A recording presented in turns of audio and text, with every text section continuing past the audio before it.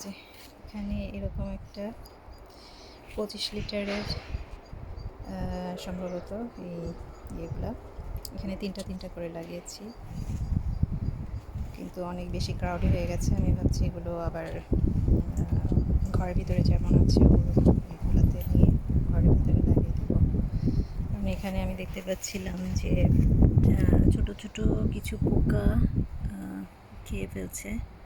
যদিও আমি নিম অয়েল দিয়েছি, কিন্তু নিম অয়েলের কাজ হচ্ছে,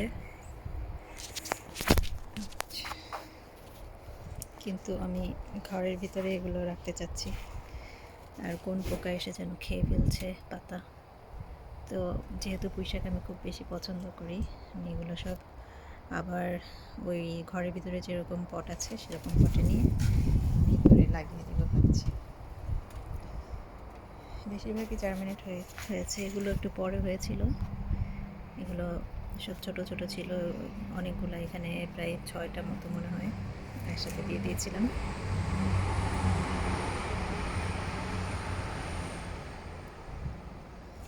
এখানে 4টা পট আছে, এদিকে 2টা, এদিকে 2টা।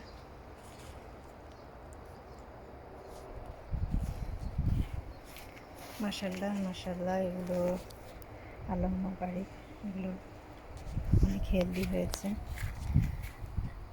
আমি এগুলোতে কী সার দিই সেগুলো আমি পরে কোনো একটা ভিডিওতে দেখিয়ে দিব। এই যে ভিতরে এমন অবস্থা, মানে একদম খুব ক্রাউডি হয়ে গেছে, যদিও 3টা লাগিয়েছি।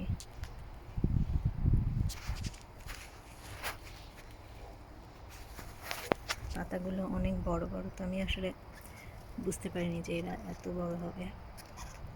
তো মাশাল্লাহ, আমি ভিতরে ডিমের খোসা দিয়ে রেখেছি যাতে কোনো স্লাগ না আসে। তারপরও 2-1টা স্লাগ কীভাবে যেন বেয়ে উঠে, এগুলো কি স্লাগ খেয়েছে না কি খেয়েছে আল্লাহ জানে। তাই আমি এগুলো আবার ঘরের ভিতরে রাখবো ভাবছি। ভালো করে ঘরের ভিতরে নেওয়ার আগে ভালো করে পরিষ্কার করে নিতে হবে, যাতে কোনো পোকা ঘরের ভিতরে না যেতে পারে। তো এই ছিল আমার পুঁইশাকের আপডেট। আশা করছি সবার ভালো লেগেছে। সবাই ভালো থাকবেন। আল্লাহ হাফেজ।